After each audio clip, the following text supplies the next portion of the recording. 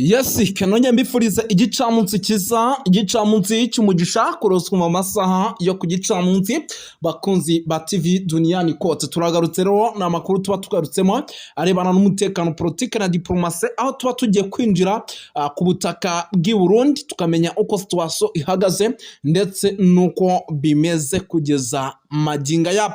Birumvikana rero by'umwihariko nyamuneka ibi bintu tubyinjiramo dusuza abantu badukurikira bataramu rwose baba bari mu bice bigiye bitandukanye kuko ni abantu b'agaciro gakomeye cyane.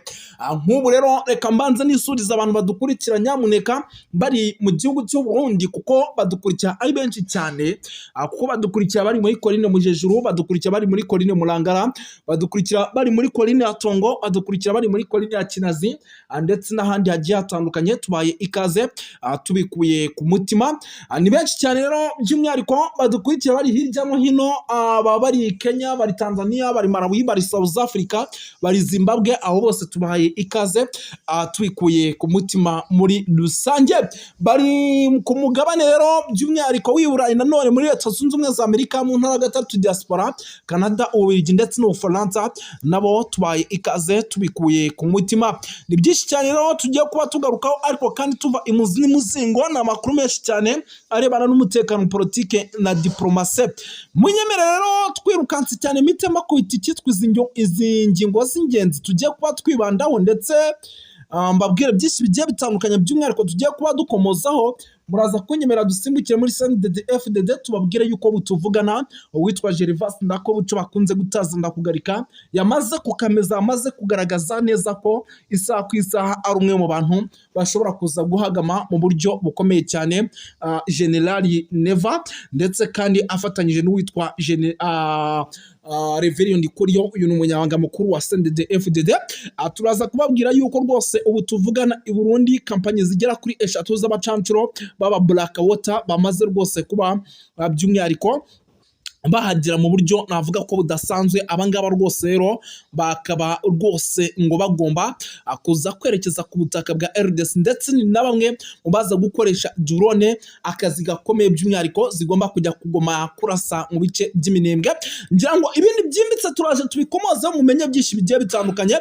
Muraza kunyemerera rero dukomoze ku makuru menshi agiye atandukanye arebana n'umutekano, politike na diplomasi. Turaza kwinjira mu mujyi wa Uvira tubabwire uko situation ihagaze umujyi wa Uvira kugeza amaginga ya buri ruhande ruryamye amajanja rwiteguye urundi mu buryo navuga buremereye cyane. Turaza gukomoza kuri byinshi cyane bigiye bitandukanye, tugende tuba updatinga gatanu kuri gatanu. Muraza no kunyemerera turebere hamwe amwe mu makuru akomeje kugenda avuga yuko Goma rwose naho ngo ibintu bitifashe neza kubera katanyama zigikomeje kugenda ziteza umutekano muke muri rusange. N'andi makuru agiye atandukanye rero byose tugiye kuba tubigarukamo mu buryo bwihuse cyane. Ubwo rero rwose icyo usabwa nta kindi, nimba utari wabyonda kuri sabone akora kuri sabone, ahubwo hasigaye tujye tubana gatanu kuri gatanu, ndetse unasharinge unalayikinge uku kwezi kwa mbere by'umwihariko tukwinjiranemo neza ku kwa 9 mu buryo navuga ko budasanzwe. Twirukanse cyane rero gahunda sindi butinde by'umwihariko reka mite ninjira mu makuru nyirizina, ariko duhere kuri no nkuru yaba bacancuro baba Black Water bamaze kugira mu gihugu cy'u Burundi. Izi kampanyi zigera kuri 3 tubanze tumenye ibyazo neza, ese zizanwe n'iki, bimeze bite? Nyamuneka ndagira ngo ibintu mujye mubitega amatwi. Akandi kantu mu kigo cyahitwa Mwanga muri Goma, nanga umuhuzabikorwa Alliance cyangwa se AFC yatangije umwaka w'amashuri rwose 2025-2026. Ngira ngo aya na makuru nayo tutacikanwa kubabwira. Andi makuru arimo agenda atugeraho atariho ivumbi, katurebe by'umwihariko duhere kuri no nkuru y'abacancuro bamaze kugera rwose mu gihugu cy'i Burundi. Ni ukuvuga ngo rero katurebe ni impamvu idasanzwe rero yatumye igihugu cya RDC cyongera kumena abacancuro ndetse gifatanyije n'igihugu cy'u Burundi. Amakuru dufite rero atariho ivumbi nuko rwose ngo leta ya Ndayishimiye ndetse ikomeje gufatana umwanzuro na leta ya Tshisekedi, ikomeje rwose gukoresha abacancuro mu buryo navuga yuko budasanzwe. Ibimenyetso rero simusiga by'uko rwose intare zasirambwe ngo zishobora kuza kwinjira Bujumbura ngo byatumye rwose ngo aba bacancuro bongera kwimena. Amakuru rero aturuka i Burundi rwose avuga yuko ubu tuvugana i Burundi rwose kompanyi zigera muri 3 zaba muri Blackwater zamaze kuba rwose zihagera. Aba ni abacancuro by'umwihariko kabuhariwe. Burundi rero ubu tuvugana i Blackwater ni abacancuro b'abanyamerika, ngira ngo ibi murabizi. Ni abacancuro rero babarizwa muri PKMC, ikaba rero yarashinzwe n'uwitwa Eric Prince. Ubu tuvugana rwose uyu mutwe niwe ufite w'aba Blackwater. Blackwater rero yahawe akazi na Tshisekedi, ubu nibo bari i Burundi aho bagiye gukoresha drone barasa hitwa za Minembwe n'ahandi hakikije by'umwihariko ibice by'umujyi wa Uvira. Nibo rero bahawe amabwiriza n'ingabo z'abarundi FDL ndetse na Wazalendo aho bagomba kunyura barasa by'umwihariko mu baturage. Ni mu gihe kandi AFC yo yamaze kwemeza ko abacancuro itazabafata ngo ibarekure nk'uko byagenze by'umwihariko Igoma. Ndayishimiye rero we birumvikana yuko ntagomba guhura n'akaga gakomeye cyane, kuko abasirikare be kama mbaya nabo bamaze kuba bafatwa nk'abacancuro. Ibintu birakomeye. Ndabona hano rwose witwa Tshisekedi nyamuneka arimo nawe rwose arimburwa n'abacancuro. Ntabwo ibintu byoroshye, habe namba. Mu yandi makuru rero akomeje kugenda atugera aturuka mu gihugu cy'u Burundi ni ibijyanye na CNDD-FDD. Ubu tuvugana umwuka ukomeje kuba mubi mu rwego rwo hejuru. Umwuka rwose wakomeje kugenda rwose uba mubi mu buryo navuga budasanzwe. Nk'ubu munyemere mbabwire yuko muri CNDD-FDD amakuru dufite atari ivumbi, ari uko nyamuneka narababwiye ati ibi bintu mujye mubigendamo gake. Amakuru dufite atariho ivumbi nuko ubu tuvugana uwitwa Gervas Ndakoucha bakunze gutazira kugarika nyuma yuko uyu mugabo bamugeze perezida wa Sena. Ubu tuvugana akaba barizwa muri Sena y'igihugu. Ibintu byamaze guhindura isura. Benshi bakomeje kugenda bambaza ibintu. Ndababwira ni igihugu cy'u Burundi ni kimwe mu bihugu bigiye guhura n'akaga gakomeye cyane, kandi ibintu bigiye kuba mu gihugu cy'u Burundi mugomba kubyitegura nk'ibintu bikomeye. Nk'ubu tuvugana munyemere mbabwire yuko uwitwa Gervas Ndakoucha bakunze gutazana kugarika amaze kugaragaza ibimenyetso simusiga yuko rwose nyamuneka uyu mugabo agomba gukora buri kimwe cyose by'umwihariko igihugu cy'u Burundi kikayoborwa na demokarasi igendeye ku mucyo cyangwa se igendeye ku majyambere. Ni amakuru yangezeho ndangije ndavuga nti nyamuneka nanjye aya makuru kanze rwose kuyabagezaho 5 kuri 5. Kanze kuyabagezaho 5 kuri 5. Impamvu y'ibi byose rero nta yindi nuko ubu tuvugana by'umwihariko igihugu cy'u Burundi ari igihugu kirimo kirakora buri kimwe cyose gishoboka kugira ngo perezida uriho yongere kwegukana amatora cyangwa se yongere kuyobora igihugu cy'u Burundi mu mwaka ugiye kuza. Gusa icyo nababwira cyo nyamuneka nuko ibintu bikomeje kugenda biba ibindi kuko byamaze kumukorana. Bamwe mu bo arimo aragenda ashyira muri guverinoma nibo rwose bakomeje kugenda bamwereka ko ibintu bitari byo bworohe habe namba muri rusange. Ubwo rero rwose birumvikana yuko uwitwa Neva ashobora kuza gukomeza guhura n'akaga gakomeye cyane mu buryo navuga ko budasanzwe. Aze kwitonda kuko rwose bishobora kuza kumubana bibi cyane, bishobora kuza kumubana ibindi, bishobora kuza kumukarana. Andi makuru rero akavuga ko umwuka atari mwiza hagati ye ndetse n'abandi banyapolitike nanone bagiye batandukanye barimo ba Reverend Ndikuriyo, ni umunyamabanga mukuru wa CNDD-FDD, nawe isa ku isa ushobora kuza kumuhagama mu buryo buremereye cyane. Ubwo rero rwose ibintu mumenye ko byamaze kuba bikomera muri rusange. Ababo mu ntambara ziriko zirabera mu misozi yo mu Minembwe, aho ingabo z'u Burundi zifatikanije na FDLR na Wazalendo bagiye gutera abaturage bari pezibure bibera hariya mu misozi, hanyuma bakabashora ku ntambara kubera kagatima ko gutsemba abo mudahuje ubwoko kagatima ko kugomba kutabana neza n'abandi, utitayeho amoko, inkomoko ndetse n'ibitekerezo biba binyuranye muri politiki. Ugaca usanga rero izo drone, izo ntambara ziriko zirahitana wa muturage atanyungu afite mu biriko birabera muri za politike zikorwa na guverinoma ya Kinshasa, guverinoma y'i Burundi ndetse na politike muri make zibera muri kano karere, zihitana umuturage mutoya mu gihe wewe atanyungu abifitemwo mu biriko biraba. Nkaba ngomba rero gutanga pole, guhoza abantu bariko barabura ababo muri ibyo bice byose tuvuze. Hanyuma umwihwezo nagomba gukora cyane cyane burya mu bijyanye n'intambara ibera muri East Congo hariho ibintu byahindutse.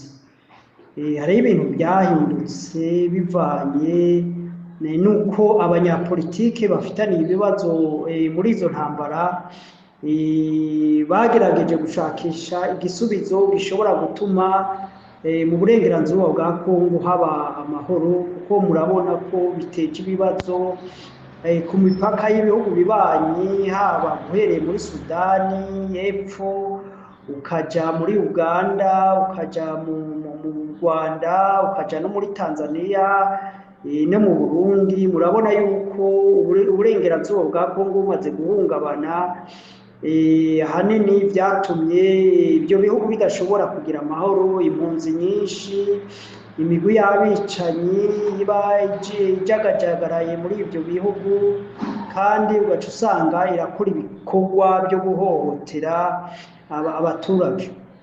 Hanyuma rero nagomba twavuze byinshi ku bijyanye na politike zikorwa z'ibihugu. Turavuga iyo igihugu kidafite politike nziza, abakiyobora batababaye abanyagihugu, badashobora kwetablisa ibyo bita ordre kuri teritware y'ibyo bihugu, baketablisa ordre sécuritaire ahantu hose, canke ibyo twakwita badashoboye kwetablisa l'autorité de l'État. Ugaca usanga rero hari ibice bimwe by'ibihugu, amashamba cyangwa uburere vyigaruriwe n'imigwi y'abicanyi canke iyindi migwi ikora ibikorwa bibi, canke iyindi migwi ishobora guhungabanya ibindi bihugu, nka ziriya duhereye muri Noro za EDF zikunda guhungabanya umutekano muri Uganda, za FDLR zihungabanya umutekano mu Rwanda, ndetse burya ikibazo ca FDLR nico shingiro y'amatate amaze imyaka irenga 30 hari amatate mu burasirazuba bwa Kongo n'ubwicanyi bwahitanye imbaga y'abantu amamiliyoni n'amamiliyoni. Ibitekerezo bya jenoside, ibitekerezo byo guhonya abandi, ibitekerezo byo kwima ubwenegihugu abandi kandi ari uburenganzira bwabo, ibyo byose nibyo byatumye inganda zitikira baba abakongomani, abarundi, abanyarwanda, abaganda. Urumva iyo igihugu nka Kongo nka kiriya kidashoboye gushiraho ubutegetsi bushobora kwetablisa l'autorité de l'État partout, kigashobora kwetablisa l'ordre public partout, la sécurité, usanga bigira ingaruka mbi no seulement kuri ico gihugu ahubwo no ku bindi bihugu biba bihana umupaka. Ico nagomba kuvuga rero niki, nagomba kuvuga yuko twakora umwihwezo ku biriko birakogwa ubu. Biriko birakogwa ubu, hari intambara ziriko ziraba. Intambara igihe cyose ni ikintu kibabaje, intambara igihe cyose ni ikintu gihitana ubuzima bw'abantu, kandi iyo umuntu apfuye ntagaruka. Iyo umuntu apfuye aba apfuye ntagaruka, kugira ngo azosubira azuke agaruke. Cyo gituma burya ubuzima bw'umuntu ni katihabwa, nta ugomba kugambura ubundi, nta n'umuntu yagomba kugira any justification yo kuba yakwambura ubuzima bw'umuntu. ariko rero ku nyungu z'abantu bakeya urashobora gusanga mu isi hariho intambara zigahitana ubuzima bw'abantu benshi ndetse ubuzima bw'abantu badafite n'inyungu muri ibyo bintu biba biriko biraba. Nivyo rero bimaze imyaka myinshi kuva kuri independance biba mu bihugu biri mu karere k'ibiyaga bigari. Rero igitekerezo gihari, mbega umuti urashoboka yuko muri ibi bihugu by'ibiyaga binini umutekano ushobora kugaruka, amahoro akongera kabituze nk'uko mu ibindi bihugu bimaze imyaka myinshi biri mu mahoro? Nico kibazo twakwibaza. Hari intambara rero ziriko ziraba, izo ntambara zihuza coalition iri inyuma ya guverinoma ya Kongo, aribwo Burundi, Wazalendo, imigwi y'abamercenaires n'ibindi bihugu byoba bishigikiye leta ya Kongo mwibanga, ari bya bihugu bya SADC byari bifatikanije nabo mu ntambara yabereye Goma na Bukavu zigatsindwa, bashobora kuba baragiye ariko ibihugu byabo bikabandanya bishigikira mu buryo bw'ibikoresho cyangwa bw'amafaranga. Ku ruhande rwa AFC/M23 u Rwanda rushigwa mu majwi, hanyuma yenda n'ibindi bihugu navyo, ko burya abantu bose muri politiki bagira abagenzi, bidashobora kuba byigaragaza. Izo ntambara rero ziriko zihuza izo bloke zibiri, twaravuze impinduka zabaye, hariyongeyemo abamercenaires b'Abakolombiya n'abandi. Rero burya mu intambara yihari dushobora kumenya abashigikiye uruhande bose n'abashigikiye uruhande bose. Hanyuma turabona yuko ibiganiro bya Washington na Doha byashoboye kurarantisa ubukana bw'intambara, nuko AFC/M23 itashishikaye yigarurira ibice nubwo habandanije habe gusotorana. Rero mbega hari ibyizigiro, hari icyizere, hari amahirwe twoha ibiganiro bya Washington? Reka tuvuge ko kandi ibiganiro bya Washington turashobora kubiha amahirwe, kuko bavuga ngo uhagarike n'ingwaravuma. Etats-Unis ni igihugu gikomeye gihambaye ca mbere, gifite igisirikare gikomeye ku isi, kivuga rikijana mu isi, kiri muri wa mugabane na bya bihugu by'abarongoye ordre mondiale hari uno munsi kuva inyuma y'intambara ya kabiri y'isi yose.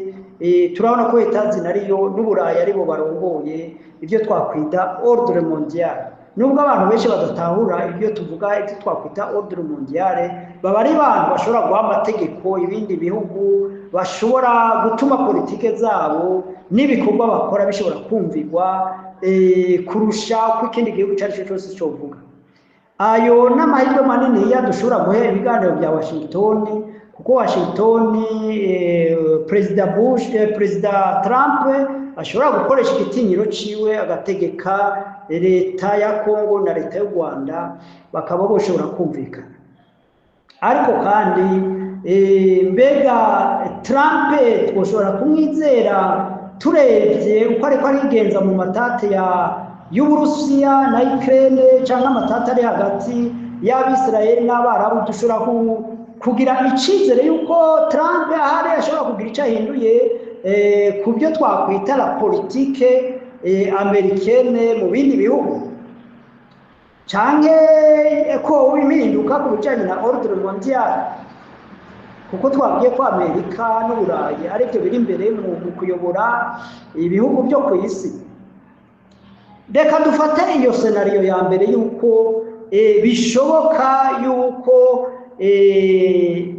Amerika ishobora gukoresha igitinyiro cyayo igakorana n'u Rwanda na Kongo, maze amahoro akagaruka, amasezerano agashika kwako akagaruka. Na cyane cyane ko Amerika kuja muri ibyo biganiro igihe itumirwa na leta ya Kongo, Amerika ntabwo yaje ngo n'umutima mwiza ngo yifuza guhuza yifuza guhuza Kongo n'u Rwanda, ahubwo nuko izigamwo inyungu.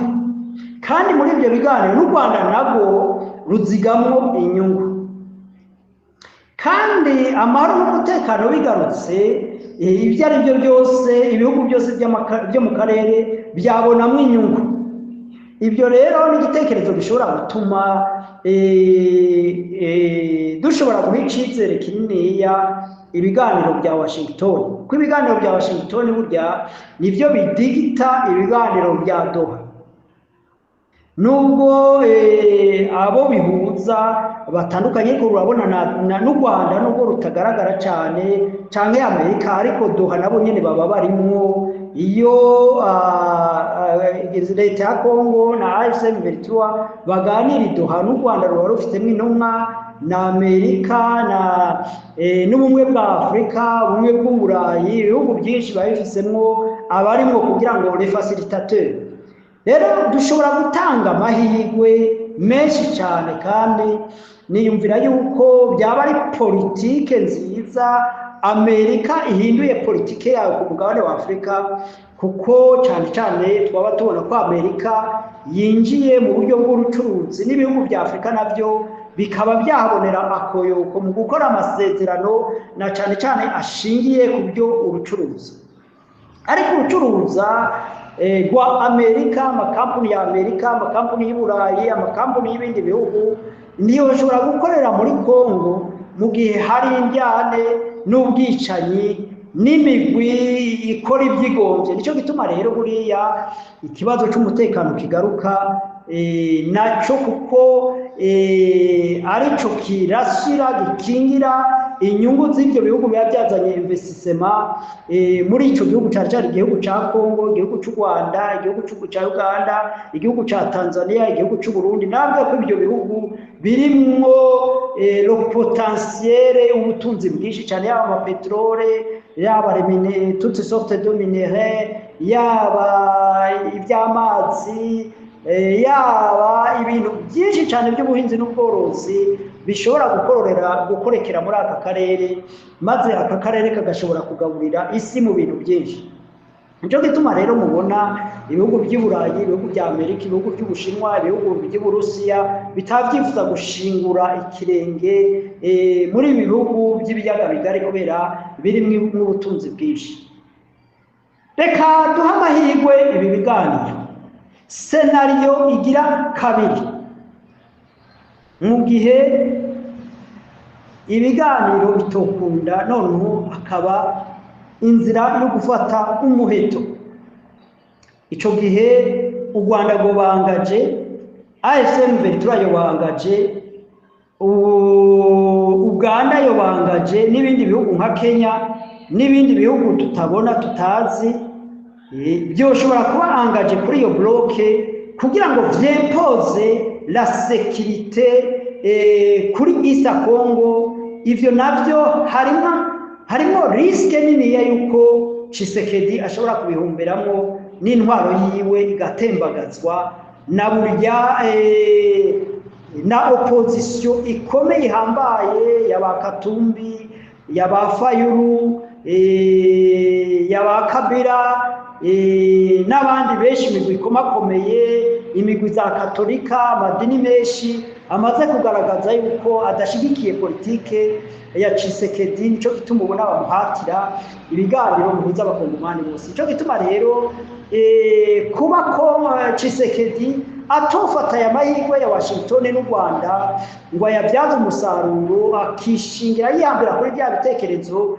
byo gutuza abanyarwanda bari mu burengerazuba bwa Kongo, bari avuga ikinyarwanda, avuga igiswahili, bishobora kumuberamo umuzi w'umururazi n'ubutembagazi bwiwe n'intwaro yiwe igatembagara, kuko urumva hari ibihugu bikomakomeye bifite inyungu mu mahoro n'umutekano muri East Congo, na cyane cyane nababwiye ko ubu politike z'ibyo bihugu byari biyoboye ordre mondiale biriko birahinduka, batakigomba gukorana n'abaperezida bari feke, abaperezida b'abanyantege nke, abaperezida badafite intwaro nziza, kuko nabo investissement zabo zija muri risque kuko iyo ugiye ko investissana atari umutekano ahantu abategetsi bamunzwe na ruswa ahantu hari ubwicanyi bw'uburyo bwose urumva ivyo nibirasira ivyo twakwita la sécurité des affaires nico gituma ubona nubwo Kongo yari ngiye nk'isa niganira na Amerika gusa noneho ngo baganire bagira imbaraga no z'umuriko na AFC/M23 ndetse no kurwanya u Rwanda urabona ko Amerika itabyemeye kuko babona ko u Rwanda rufite uruhara runiniya mu bijanye no gukingira la sécurité des investissements muri East Congo muri Congo no mu karere kuko murazi yuko n'ubundi u Rwanda rusanzwe rufite ikirere rusanzwe rufite ikiraka kazi gikorwa cyo gukingira les investissements z'Uburayi z'Ubufaransa muri Mozambique kandi bakabona yuko bakoze neza ibikorwa babishize ko byo kurwanya aba terroriste n'ubu bagikomeje bakabona yuko nico gituma babahaye ifashanyo yo kubandanya ivyo bikorwa ariko muri ya ntimukagire ngo ahanini n'umutekano w'abaturage witaweho ahanini c'est la sécurité des investissements y'ivyo bihugu bikomeye ariko niyo bishitse nico kikiyongera yuko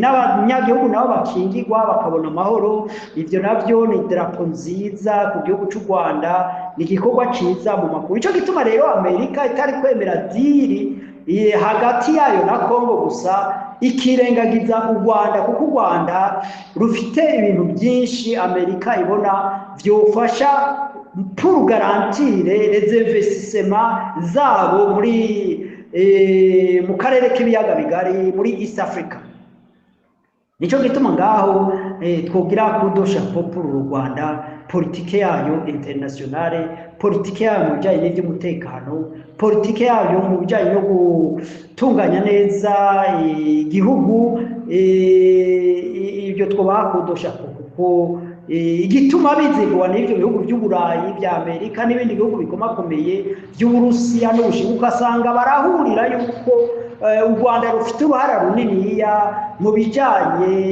n'uko ibihugu bikwiye kubana n'uko ibihugu bikwiye gukorana cyane cyane dans les affaires aho rero nico nagomba mvuga yuko twoha amahirwe Doha tugaha amahirwe Washington ariko twari tuvuze mu gihe byo failinga turabona ko intwaro ya Tshisekedi ishobora kuvanwaho kandi n'intwaro y'u Burundi nayo nyene ishobora kugereranirwa nuko ibyo biganiro bitoshika ku ntego kuko u Rwanda Burundi rusigaye base arrière y'intambara zibera muri East Congo kandi u Burundi bwaremeye officiellement burisinya yuko bwemeye kubandanya izo ntambara nico gituma ruguma rungika y'abasirikare ruguma rungika y'intwaro ruguma rufatikanya na Kongo mu bikorwa bibabaje cyane byo kwica abanyamurengari ya mu Minembwe kwica abantu Uvira ibyo bintu rero birababaje kubona Burundi bwarahisemo nabi bukaja inyuma bugashigikira abantu bashobora kurya abantu batabenyegeje bariko barifata amafilime bakemera gushigikira umuvumo w'abantu biyemeje gusesa amaraso y'abantu babaziza ubwoko babaziza uko baremwe ivyo bintu birababaje cyane kubona leta yandayishimiye yahisemwo iyo nzira niyumvira rero yuko ibyo bintu bishobora kugira ingaruka mbi cyane mu gihe ibiganiro bya Doha ibiganiro bya Washington bitonyuramo niyumvira yuko iyo scenario ya kabiri yakwegera akarambaraye cyane cyane igihugu cy'u Burundi kuko ciyemeje kuja mu mugongo wa Tshisekedi mu gihe Tshisekedi wewe ari kure izikinshasa ariko wewe ndayishimiye ntigeze aharura ko ari we yegereye iby'izo ntambara rero kuja kuvyidabikamwo bishobora kumukwegera intambara zikomeye scenario ya gatatu nuko ibyo bihugu bishobora kugira icyo twakwita double jeu ni uburyo bwo gushigikira l'équilibre des conflits bakaba bashigikira leta ya Kongo wanashaka bagashigikira n'u Burundi abandi bagashigikira AFC M23 bagashigikira n'u Rwanda kugira ngo n'ibyo biganiro ntihagire icyo bishikako bikazoguma biganirwa biva Arusha bija Nairobi bija Mozambique bija Angola bigaruka bija South Africa bigaruka bija Uganda bigaruka bisubira muri Amerika bisubira za Doha imyaka n'imyaka ikazohera